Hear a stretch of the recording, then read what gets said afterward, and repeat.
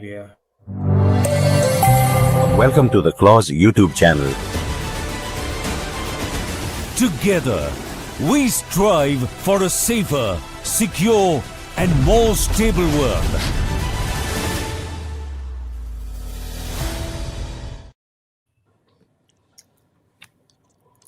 Welcome, viewers, on the Jaipur Military Dialogue under the aegis of laws.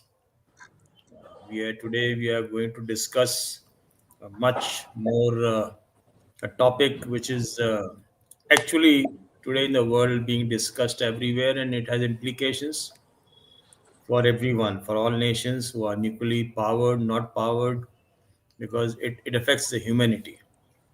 So discussion is on the nuclear status of various doctrines, methods, NFU, our own Indian strategies are there, world strategies are there. A threat in being. It is said that uh, the threat of danger is 10,000 times more than the danger itself. So that is the fear which is there in the mind. And today we have in our panel, we have Dr. Roshan is there, and she's an expert on the various issues of the nuclear technology, nuclear know-how, and the world nuclear status, the policies, the non-proliferation treaty which is there, no first use. She all encompassing. She is a geopolitical expert, international expert, and more so a nuclear expert. So, welcome, Dr. Roshan, on the show. Thank you And so much, Brigadier. It's a pleasure to be here. thank you. And we have Colonel Anil Mathur, again an expert on various issues, with his experience as a spokesperson for the Indian Army on across the board and at various issues he has covered, geopolitical, international affairs, and he's an person who's going to give us throw some light on the NFU. I'm not saying non-functional upgradation, but non-first, no first use one. So that's the one which we'll discuss. A little bit of background on the technology development in the world in the military parlance. I'll very briefly go into what all happened right from the. I'll not go into details from the foot soldier to the swords to the rifles and to the cannons. I even come to First World War, trench warfare, and the tanks came in. Some sort of tanks they were utilized. Thereafter, Second World War, it went up to development of aircrafts and bombardments, fighters, transporters, and then anti-aircrafts. We came into missiles, anti-tank weapons. We came to ICBMs, intercontinental missiles, hitting across 3,000 kilometers. And along with that, Second World War was the dawn for the atomic energy. Now we call it nuclear energy, where two atomic bombs were dropped in Japan, in which ended the Second World War. That was a curtain which was put down, and the destruction which was there. It is a reminder of a, a huge humanity being lost to of Japan, and it still reminds whenever we. I think 6th of August and 8th of August is the date which I remember. So that with that, it didn't give a stop to our development of the mass destruction weapons. It increased. Thereafter, we have gone into nuclear weapons, and today, when we look at the nuclear weapon size, like it crosses, we have US with around I don't know, 3,700 approximately. Even today, now I think Russia is leading with 4,000 something. Then China is there. So the things what is there is that the development of nuclear weapons and arsenal and warheads which are available with these countries is increasing day by day. Probably so far after the Second World War, it have not been used almost, you can say, 1945 to now, so 50 plus, say 75, 80 years. But the danger is still there.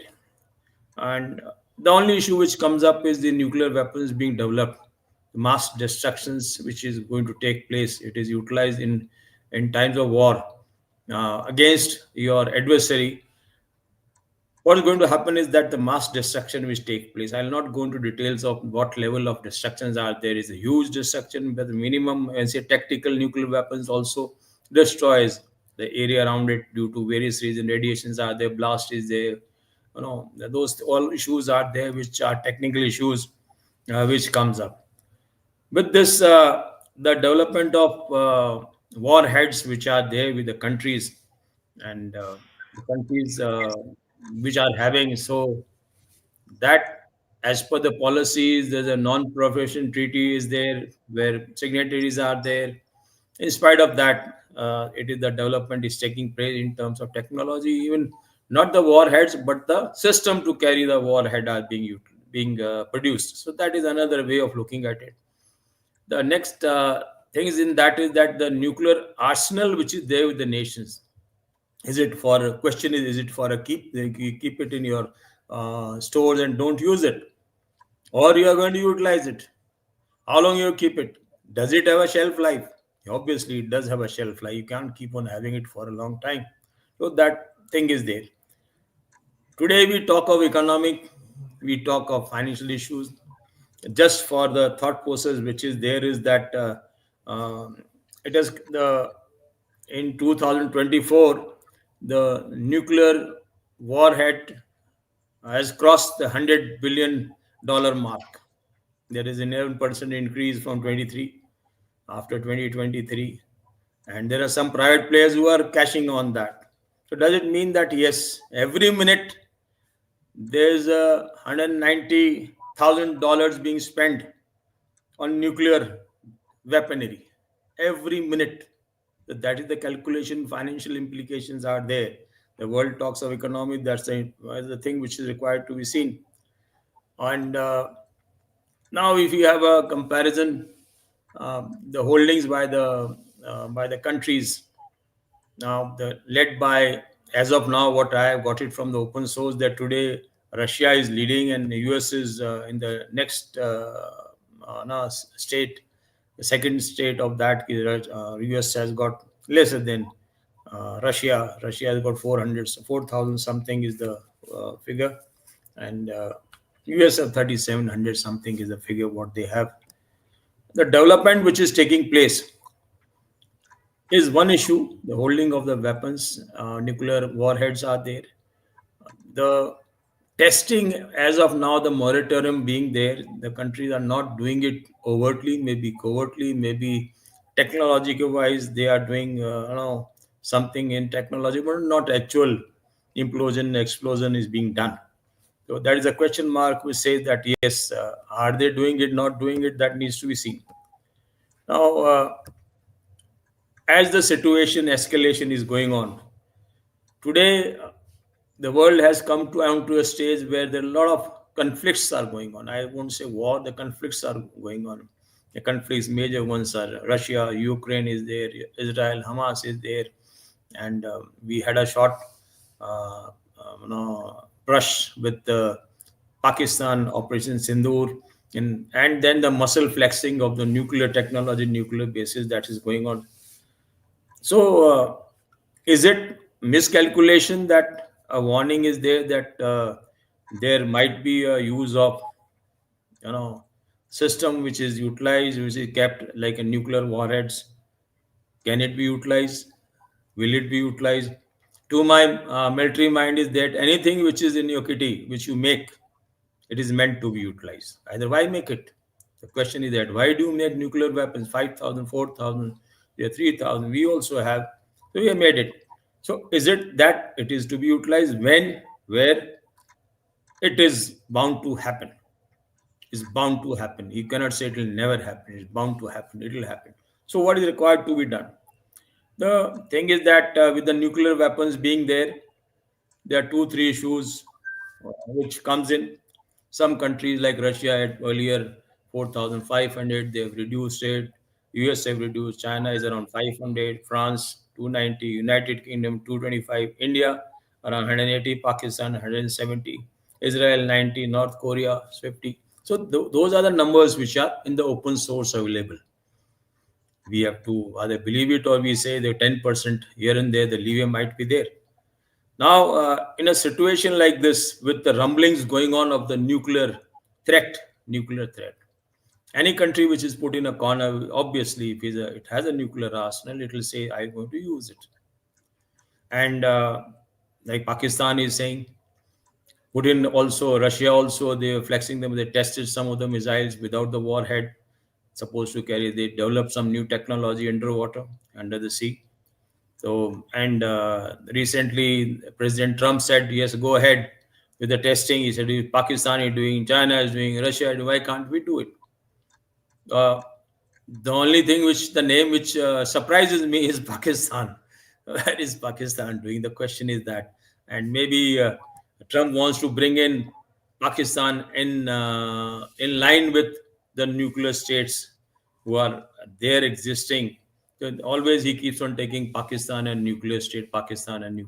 So it is actually a psychological game where you keep on hearing that. Is it going to happen? And probably, to my mind, we have a policy. Other nations, like the doctrines of various nations, security doctrines are there of various nations. And some nations have a written, like US got a written security doctrine is there. If you read that, it gives out many aspects of the security of the nation. Um, India, we don't have any written security doctrine as such, but yes, it is something like the GAB. We understand it is being done. And in India, we have that no first use of nuclear weapons and nuclear warheads. Today, with the environment going on, there is a requirement, or is there a requirement that review of our no first use of nuclear warheads is to be discussed, is to be there, not to be there? Because what happens if someone else uses a nuclear warhead against us?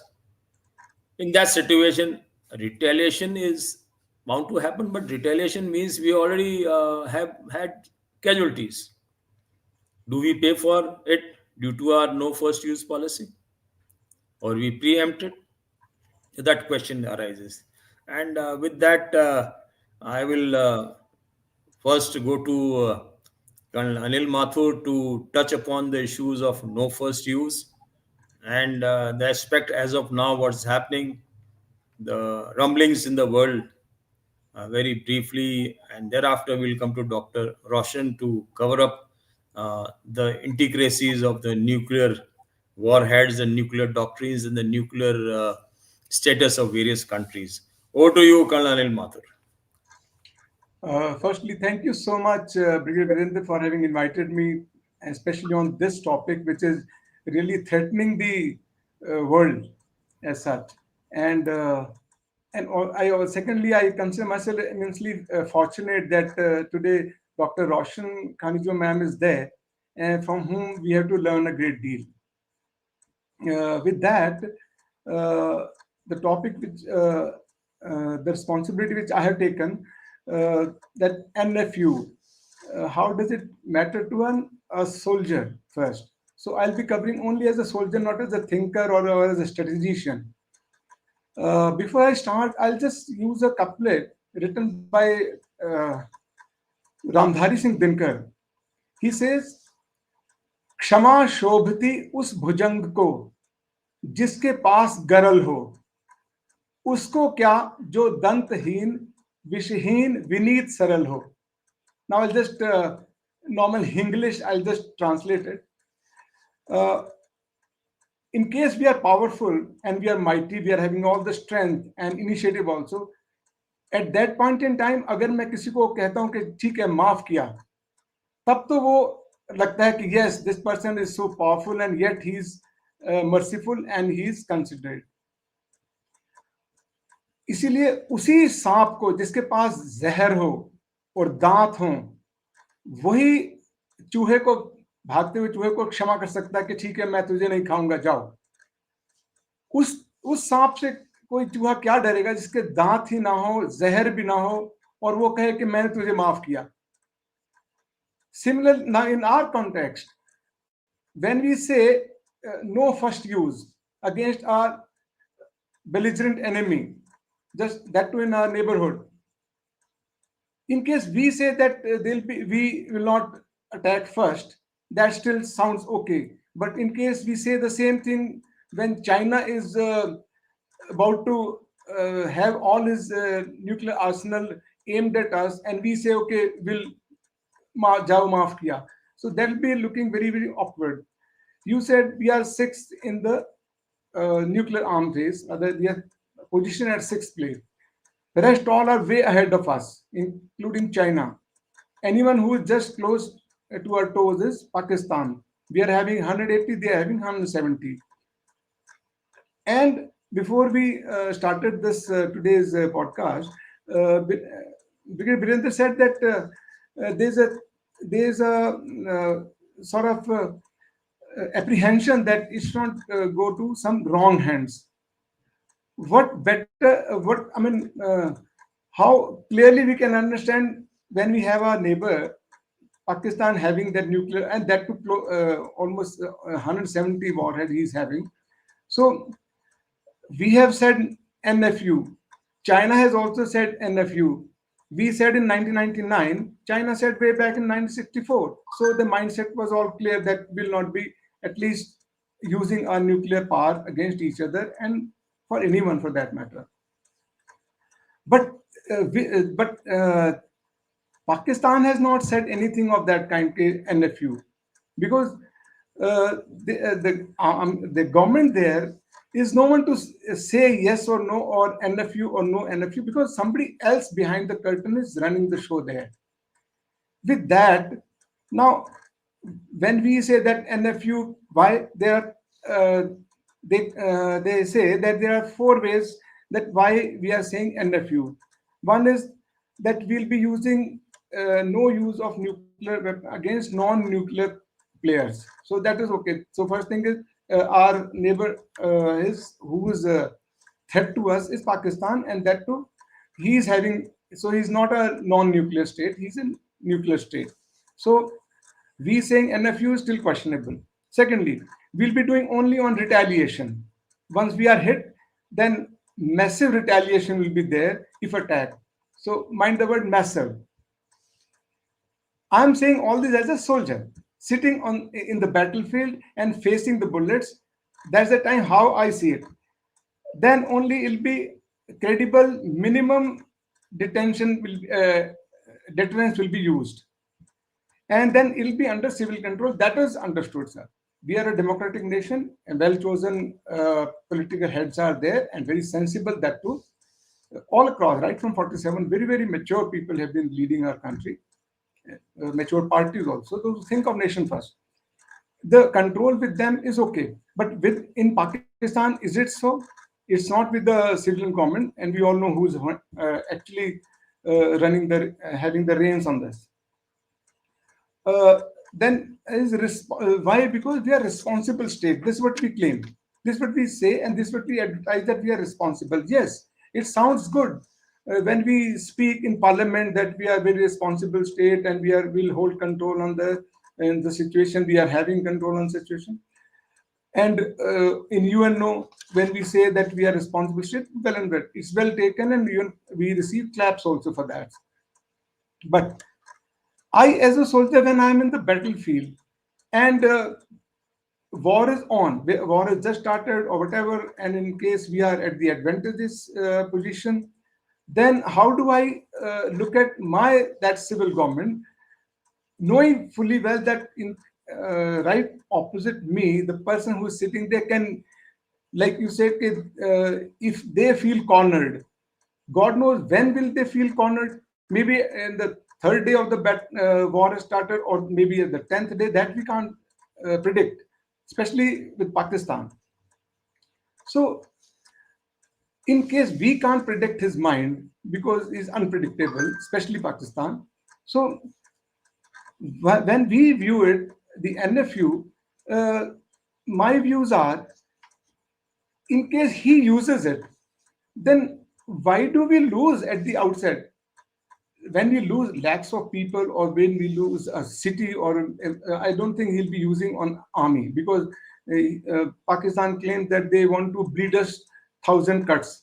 If they want to bleed us to 1,000 cuts, then they'll not be attacking the army, because that's how the nation doesn't bleed. They'll be attacking our maybe cities which are heavily populated, so that the burnt is really more. Then, secondly, then in case he has used it, then am I ready within that reaction time that I can destroy him, and then there'll be buggers muddle all around. Secondly, loss of initiative as it is there. Then deterrence of conventional response, that holds our hands to that, sir, because we already suffered. And how about those, say, thousands or lakhs of people whom we lost? What answer do we have for them?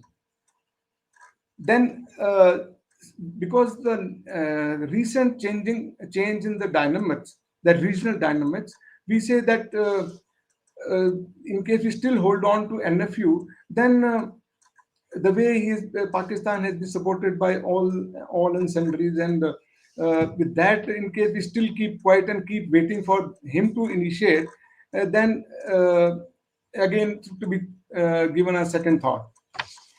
Thirdly is that doubtful credibility of massive retaliation. We are not having thousands of warheads. We are having only 180, and Pakistan is having 170, close to it. And in case we'll be giving that massive response, and we'll be having a telling effect on that Pakistan, and Pakistan will come down to their knees the way Japan has surrendered during Second World War. That not be happening. Then the need for preempting his nation, that also, that his intention, that is also lost by us. And when, as a soldier, I'm looking back that my civil government will act, and maybe my adversary is feeling cornered, will we be attempting first, or will we still be waiting for him to respond? Then our strategic ambiguity, that in this region, when that is also remains questionable, whether we can still hold on to the initiative by causing him a, in case he is willing to cut us to 1,000 cuts, then we at least, in case we preempt, and when we get a, say, intelligence that he may be using, or we get this, somehow we get this intelligence that he may be using, then we can preempt it and nip the evil in the bud, in case we initiate. If that be the case, and as a war is, like initially I said, why should we wait for him to respond and attack us first? When I used to do boxing, we used to have gloves in both the hands, and we didn't wait that he should be hitting me first, or whether I should keep hitting within my left hand. I'm having armament also, normal conventional armament, and I'm also having nuclear armament. In case I feel that when he's staggering, he may use a foul punch on me, I must knock him down. If I knock him down within that, then I shouldn't be NFU, that I'll not be giving the NFU and no first use of my knockout punch. I should give the knockout punch, so that what is my aim? My soldiers should be safe, my army should be safe, my nation should be safe. For that, I had put across my mind, though it may be sounding slightly offensive, and maybe that I want to teach them lesson. It's not so. It is just we are having that, as you said, we are having that. We are having our warhead with us. We can make effect, and especially with our belligerent neighbor, that is Pakistan, who's having no such control on anything as of now. I as a feel that NFU should need a reconsideration and review. It should be reviewed now. This is what my feeling as a soldier is, not as an expert on nuclear devices or nuclear strategies or nuclear doctrines. This is what very humbly I put across. Dr. Birendra. Thank you, Colonel Anil. It is a topic that needs to be reviewed. That no first use as a policy what we have. Like I said, the fear of danger is 10,000 times more than the danger itself. The first question which comes to the mind: why have casualties and then react? Today, I was thinking that one is the reactive. I can say I was thinking today morning that reactive nation and proactive nation. So the question arises that reactive nation and proactive. Should we be reactive nation? The question is that. Or should we be the proactive action nation? Now, to being proactive, we require information. We require intelligence. We have to preempt things what are going to happen. So the issue is that to my mind, we should not be reactive nation. We have to be proactive in various things. And if the need of the hour is that we utilize it, so there has to be a caption: no first use, but if required, we should use it. We can further qualify the Buddha path, middle path. We say no first use, but if necessary, we might use it. So that can be put in the brackets that this is what the policy will be: no first use, but if necessary, we can use it. And the thing what is there in the mind is, first of all, the types of weapon, like you have a tactical nuclear weapon wherein it is utilized for the forces which are coming towards the enemy, and in that the area of the destruction is less. The power of destruction of that nuclear warhead is less, 1.5 kiloton generally they say, to 4 5 kiloton. So that area is the which is addressed. And the target, now the issue which is arises is that the types of target which are there in our country and adjoining countries. It is that the terrain makes a lot of difference. Terrain, the impact of that is not only on one side, it can reach the other side also. That issue is seen in terms of the radiation. So the impacts are there. It can affect, and even by anyone which is being taken care of. And the issue which arises is that uh, preparedness, our preparedness is one, that if it happens, what is our preparedness? I'm saying anti-nuclear preparedness. Yes, we have like nuclear, biological, chemical warfare machineries are there, the kits are there, the infrastructure is there, which is safe. Even our tanks are inside safe. They are NBC proof. So we have those systems are in place. That how long, how far is the question mark? Is the general public safe from that? That question is there.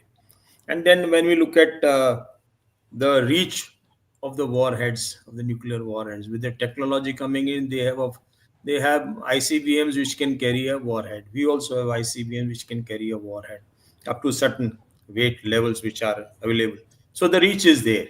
But yes, again, the issue comes up. Our intelligence, our system, our detection systems which are there, they are the ones which have to take a call, and we have to prepare. Today, with the rumblings going on in the world, rumblings of the nuclear uh, threats being openly given out. Now, openly being given out, we have our Pakistan is there. Every time you talk to Pakistan, every time something happens, they start talking of the nuclear weapons. So that is the one issue one has to take it a call, and I think a shut up is required, that they have to be told that enough is enough. And if you still keep on rumbling, then something required to be done. And in the world, what is happening is the same thing is happening in the world. Russia, US, the testings are going on, and they are openly muscle flexing. I would call it nuclear muscle flexing is going on. And how long it will continue, muscle flexing? Someday they are going to box each other with the nuclear warheads. That bound to happen. So the thing which comes up is that the rumblings, is the nuclear war coming? Is India ready? These questions come to our mind. Basically, I am more concerned if the nuclear war is coming in the world, and that time, say, we have to be prepared.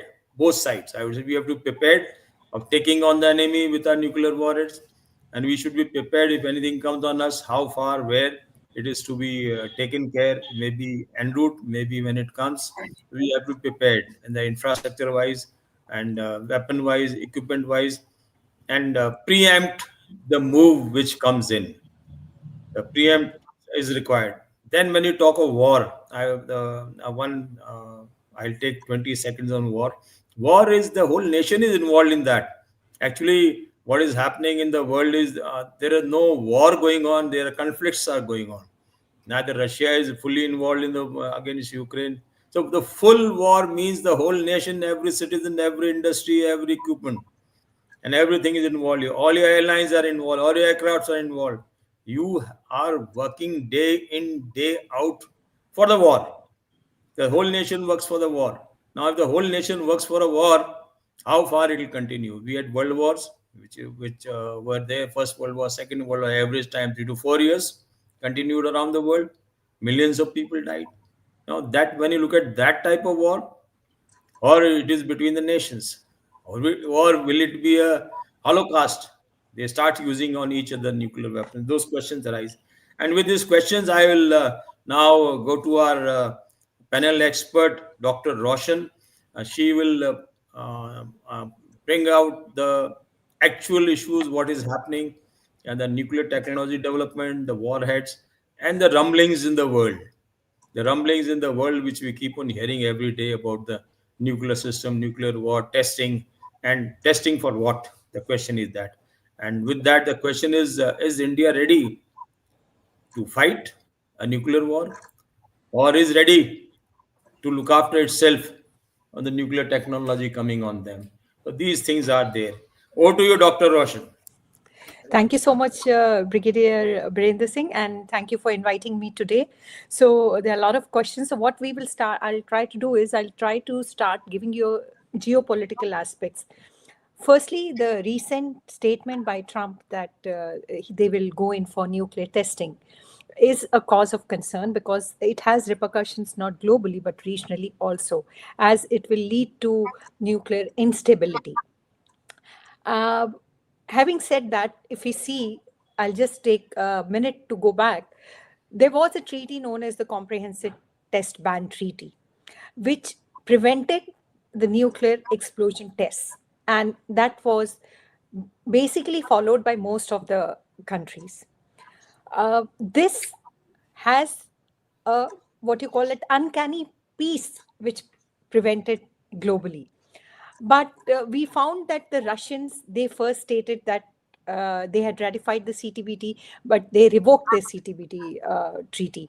And as a result, they indirectly hinted that they can go in for testing. Now, the trigger, what I feel for the US president to go in for the testing, maybe 2, 3, the domestic pressures, or the second thing is if you see the nuclear posture review of US, we find that the one section of the scholars, they used to say that US has to go in for testing because they believe that you need to modernize your what you call it weapon systems, and that was the key. If you see the nuclear posture review, they say that there were two major things. Firstly, they wanted to have a flexible nuclear posture, and for that they wanted to have a low yield nuclear weapons they wanted to develop. And secondly, in both the last two nuclear posture reviews, they stated that they want to modernize their systems, and not only the nuclear arsenals but also the command and control system, and to maintain that technological superiority and operational flexibility. They were thinking on those lines.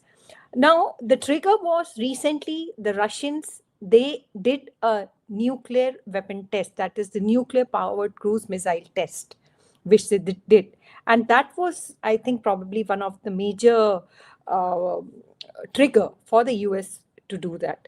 Now, if they do go in for testing, then it will create a problem for other countries also, because you do not have the moral ground to prevent other countries from doing so. So it is not a very good sign as far as the global nuclear weapon program or the testing program is concerned.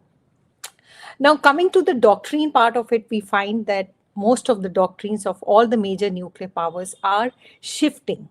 And for example, if we take Russian nuclear posture, post what you call it, when the conflict started, the Russia-Ukraine conflict started, a lot of amendments have come to the Russian nuclear posture.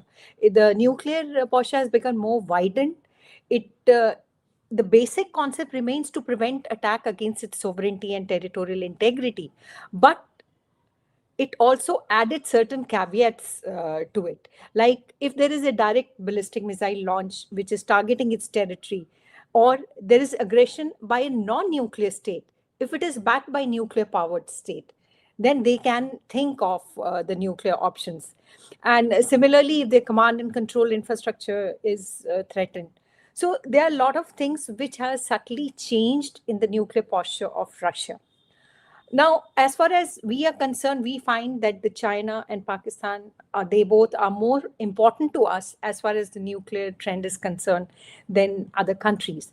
So now, if we go into the concept of nuclear modernization trend of China, if we try to see, firstly, let's go to the doctrinal posture. The doctrinal posture of China is also no first use. But internally, they have been talking about a lot of conditions where they think this can be changed. So they are trying to include a lot of ambiguity into their nuclear doctrines. Also, though they talk about no first use and minimum nuclear weapons and second strike capability, which will be very severe and which will be paralyzing the adversary who tries to attack them. But side by side, they're also developing what you call launch on warning capabilities. And if you see the nuclear inventory of China, it is gradually increasing. As of now, they have about 600 nuclear weapons as per SIPRI. But it is going to increase to another 1,000 nuclear weapon in a short period of time. They are increasing, say, 80 to 70 to 80 nuclear weapons every year. Now, why do you need to increase these weapons? Recently, also, there were 300 silos which were shown in the central and the northern part of the China for ICBMs. So there is a gradual increase in the ICBMs. And what is the major concern for India is there is also an increase in the intercontinental, apart from ICBM, IRBMs also is increasing. That is DF-26, what they have, the intermediate range ballistic missile. They are also increasing in the number, and their role is for the regional concept, and that is basically for the Taiwan, the Japanese, and the Indian this thing. Apart from that, we find that most of their ICBMs have MIRV capabilities, whether it is DF-5B or other DF-31, others, they have the MIRV capabilities. As far as the Air Force is concerned, they are trying to develop long-range nuclear-capable bombers, and they also have air-launched ballistic missiles. The Navy, they have their nuclear submarines, which have they have the SLBMs also. There is JL-2 SLBM, which has about 700 kilometers range, which has been further increased to JL-3, which is 900 plus range. So apart from this, they are also increasing the fissile material production capabilities. And the fissile material production capability we need to know is on the plutonium side. Now, the plutonium side are generally used for low miniaturized weapons when you want to develop. And there are views that China is also trying to develop that. So if we see the China's modernization trend, we find that there is an increase. Firstly, there is an increase in the number. Secondly, qualitatively, they are improving their technology. Quantitatively, there is an increase in the number of things which I already mentioned. Apart from that, there is diversification. The triad is becoming much more stronger. And the technology transformation which is taking place, like new kind of weapons which are coming up, like hypersonic weapons. So there were news that they are also trying to make dual-use hypersonic weapons, and they're DF-17, which will be carrying it. So there are a lot of things which are happening in China, is as far as the nuclear domain is concerned. And their main competitor is US. But in the bargain, they are trying to increase it, and we will be impacted because it has a cascading effect. And when they made the rocket force, their President Xi, had stated that the rocket force is not only for deterrence purposes, but also for power projection. So we can understand by that statement what China is trying to do. Now, as far as Pakistan is concerned, if we try to see their policy, we know they have a first use policy and they believe in full spectrum response. That means their weapons, they're trying to develop in three categories: the strategic, operational, and the tactical level. And they're developing weapons from 0 meters to 2750 kilometers. That means the Shaheen 3, which they are developing, will have a 2000 plus kilometer range. Now, they also have a strong nuclear weapon as far as the army is concerned. They have short range Abdali, Ghaznavi, Shaheen, and Nasser. Nasser, we know, is a very short range ballistic missile. Apart from that, they have a medium range where Gauri and Shaheen series are there. They also have ground launch cruise missile, whether it is Babur, and they also have what you call it dual use Rayad, that is the air launch cruise missile. As far as the Navy is concerned, the Navy is the area where they need to work, but they have also made the Babur series of weapon. They have converted into Babur 3, which will be deployed on in Pakistan's Navy's 3 Augusta class diesel submarine. And they also have Harab kind of missile, which is a variant of Babur, which will be used in a surface missile. Whether it will be dual use or not, it needs to be seen.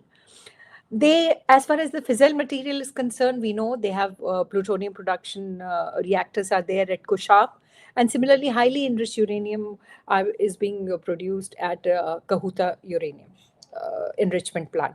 So we can see that as far as nuclear weaponry is concerned, there is a trend towards sophistication of nuclear weapons, whether it is our neighbors or as far as US or Russia is concerned. Now, here we were talking about no first use, and I would also like to mention a little bit about India's thing also.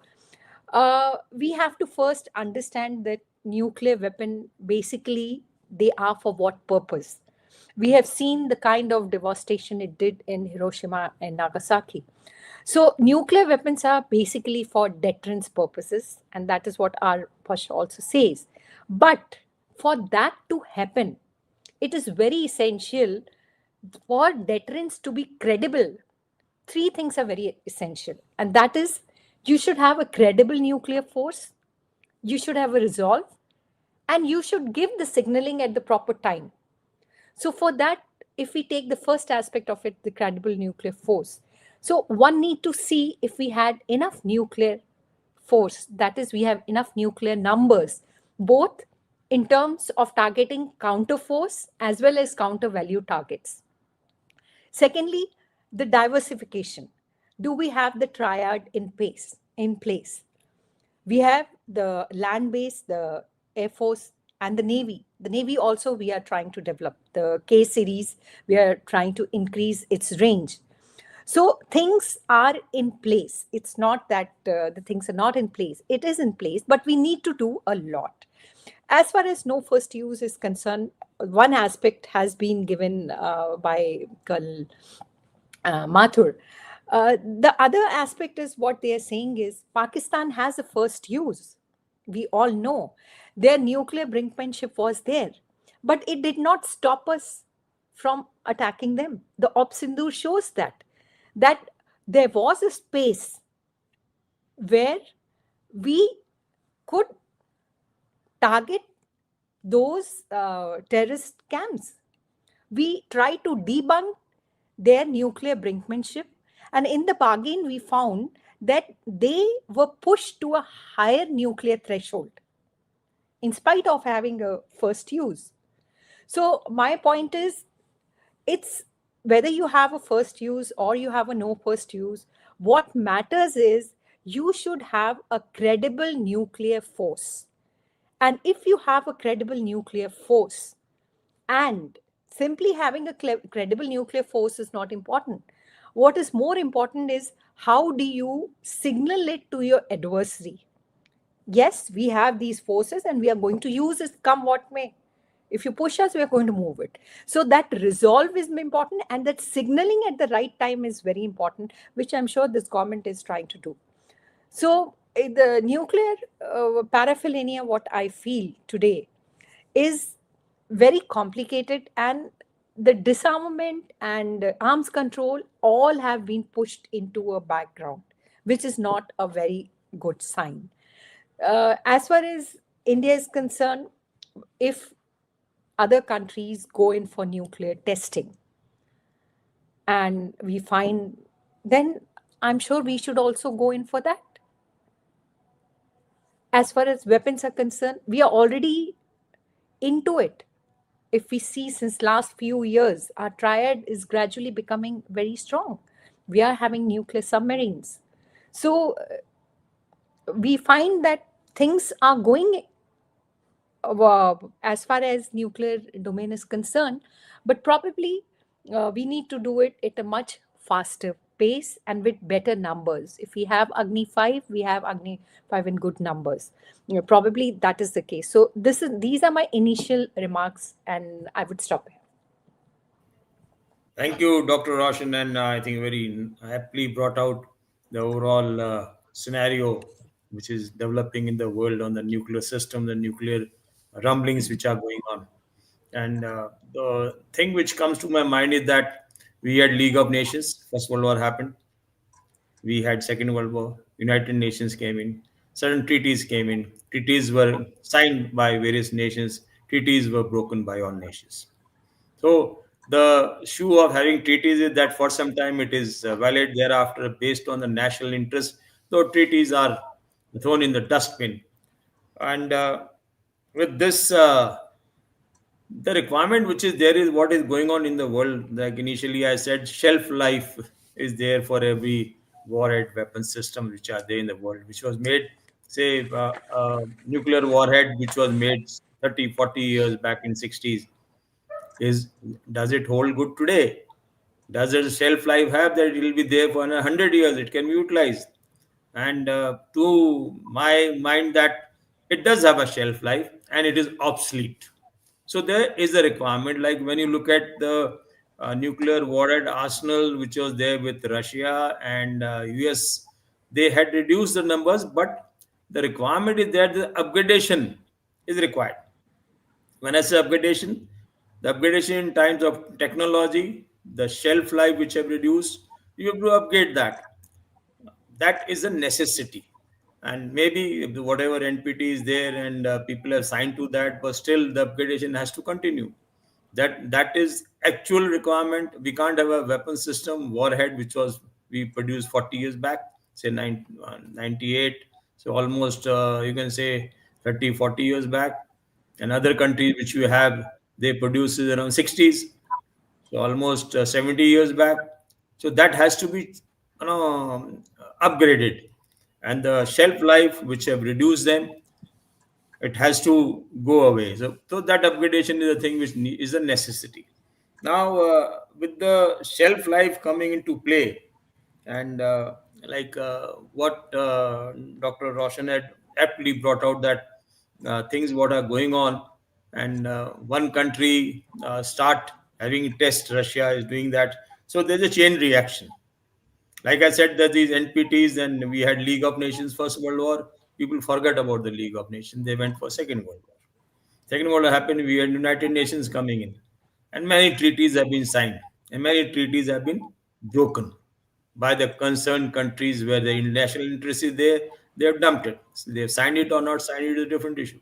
So the question is there that the nuclear glorification which is going on, and way the rumblings are there, then they, like it is before the rumblings come, the before the storm is coming in, we can see that. So the rumblings are indications. They are indicators that yes, something is up, the flag is up, and the rumblings are coming in.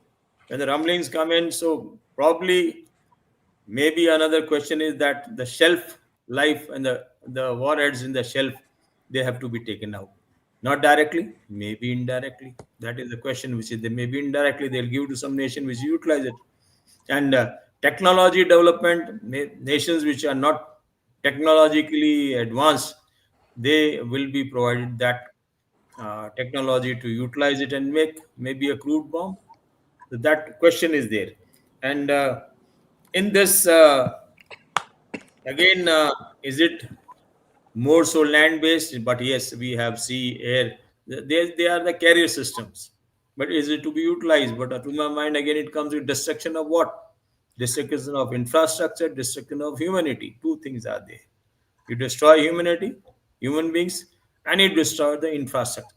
Or you destroy, when I say infrastructure, the capabilities what we have in terms of maybe the nuclear systems which are there. Locations are the one. So that issue is needs to be seen. And again, the preparedness to face the consequences, be it no first use or first use. And qualifying no first use, I think there's a requirement that we qualify no first use. In what condition no first use?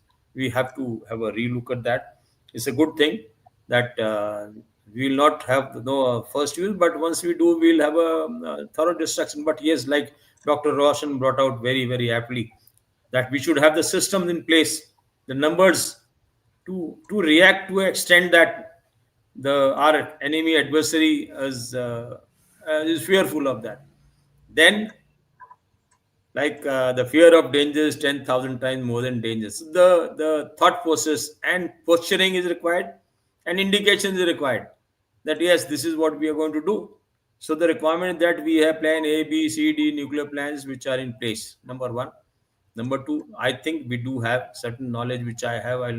I cannot say it openly, but yes, we do have things into place at various places, and they are in with the capabilities and systems are in place. They can be utilized anytime. So target is another issue. When we say the nuclear weapons, to what is the target? Target is the one. So target analysis is the one which needs to be done for in terms of appreciation. That is, say what are the targets in India, which our adversary enemy is likely to hit, and what all we have done about it. These things have to be, you know, have a brainstorming session on that. The likely targets, what are precautionary measures we have to take. That is a necessity which is going on. And the final, the question which again in my mind comes in, that is it going to happen? It will happen, but it will happen. We have to be prepared. Upgradation is required.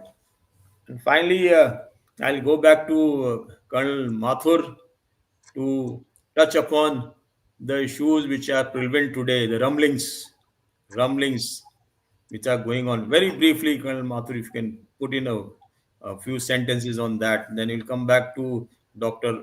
Roshan for summing up. There's one question which is there. There a question that, yes, a very good question, which says, uh, compared to nuclear weapon, what about the conventional weapon system? Yes, the issue like of Trident we utilize. So that question, I think I think Anil can take, well, Anil can take it on. So is it, the question is there of Sindoor we utilize, and that's how the rumbling started of the nuclear weapons by Pakistan. And untapped potential of thorium reserves is the need of the hour. There's a technical question which is there, which I think Dr. Roshan can take. Over to you, Colonel Anil, for comments on this. Yeah, as a soldier, I really, even now in all the three services, we believe that in case we are really pushed into that scenario, conventional warfare would be okay. Then we can really, as a nation, we can defeat our adversaries. Adversaries, I use the word plural, we can handle. But switching on at like in Operation Sindoor, we very well utilize our conventional weapon base here. Nothing of nuclear sort was used. So we are capable, and that is good enough for us. Like Brigadier Virendra said, that once we are having all the arsenal up our sleeve and their shelf life is about to expire, ये कोई Maggi noodle तो है नहीं कि अगर हमारे पास है तो हमने यूज करने ही करने हैं. We don't have to kill people. We are not monster. We are human being. We are soldiers. And in case we are having such a nasty thing up our sleeves, we don't have to really expose it. I remember the first day of my nuclear biological chemical warfare course. uh, when we were to use the PPE, the way of using it, way of wearing it, and how protective it is. So PPE is for all. It is personal protective ensemble. So that was kept on the table, and our instructor said, "Okay, for 30 seconds, all of you pray that nobody on this globe should ever wear it. There shouldn't be any such situation that we are forced to wear it, and then that Holocaust is there. We must learn from Nagasaki and that unfortunate thing which has happened in Hiroshima.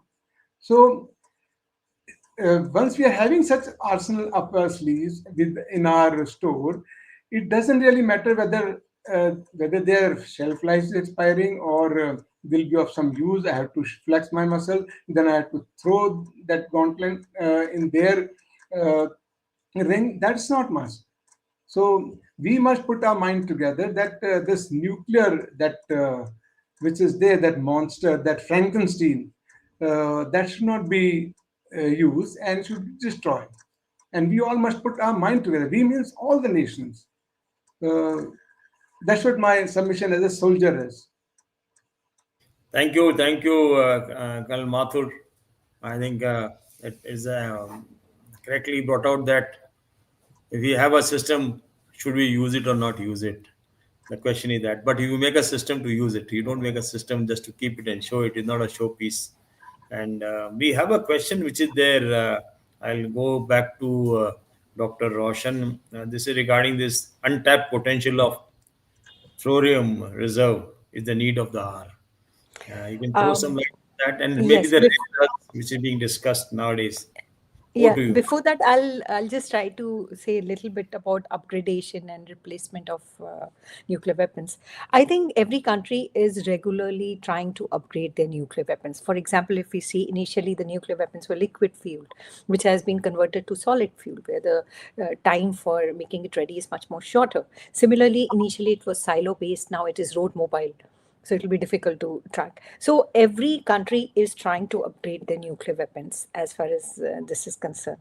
Now, the question what they ask about the thorium reactors, thorium, yes, it is easily available, but having a pure thorium reactor is very difficult to have, because the byproducts which come are so reactive, it is very difficult to control. As of now, in the whole world, we find that China has made a thorium kind of reactor, but that is also very experimental, and it is sodium based. So there are a lot of problems with thorium based reactors. Thank you, Dr. Roshan.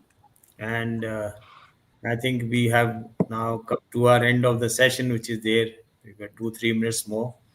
But I think we have discussed the rumblings in the world about the nuclear weapon systems and the rumblings maybe translating into other words with the rumblings can be threats which are there because directly or indirectly it comes to a threat to the adversaries and signaling like what Dr. Roshan has said, signaling is the right time. Maybe this is the right time signaling is being done by the countries who are adversaries to each other. Russia is there, US is doing that, Pakistan is trying to towards India. China is just developing and testing the systems which are there, the carriage systems, I would say, the missiles, the warhead carriers. So that is just a thought which is being given out, right signaling at the right time. And again, the same things come up that we have to be prepared as a nation. India has to be prepared for a nuclear war in terms of using our systems, nuclear system, nuclear warheads, and the target analysis, to my mind, is must already been done. What all is to be targeted if required. The upgradation system, like Dr. Roshan, what she brought out, yes, very aptly brought out. The system upgradation is a continuous process, and when the continuous process system augmentation takes place, the shelf life keeps on increasing, and the capabilities of the warheads is also increasing. Like it's the same thing what we had; it could destroy a particular kilometer area. Now it is beyond that, and what type of targets are there? What types of infrastructure is there? So those system upgradation is a continuous process to which we have to do our system upgradation at various warheads and systems of carriage of the warheads required. And it is essential, I would say it is essential that the plan A, B, C, D has to be in place. And it's a question of time, again, I say, because I personally believe that I keep on saying that First World War, League of Nations, 45, again 1945, United Nations came in. So many treaties were signed, many treaties were thrown into dustbin. So treaties are there for a they have a shelf life also. People follow it so long. My nation follows it because it is good for me. The moment it is not good for me, I debunk it. And who debunks it? Probably, if you analyze that debunking of the treaties are being done, all treaties which were debunked were by the nations who brought it, and the nations, powerful nations, are the one who threw it away, saying it is of no use to us. So one has to be prepared for that. And in the end, I thank the audience and thank Dr. Roshan and Anil Mathur for being on the show and giving very valuable inputs on this important aspect, all aspects which are there, which is being discussed. And it is actually the requirement of the day. Yeah, 1 hour is very short enough because we have covered the technical issues, the rumblings in the world, the threat perceptions, the distractions, the type of weapon systems, and the no first use, the policies, the doctrines, all this in 1 hour. I think it is a great show. Both of you have done a wonderful insight into the thing. Once again, thank you, Dr. Roshan. Thank you, Colonel Anil Mathur. And thank you, Yuvraj, in the background. Let me meet next time. I sign off. Jai Hind. Thank you Jai so Hind. much. Thank you. Thank Thank you, you so ma'am. much.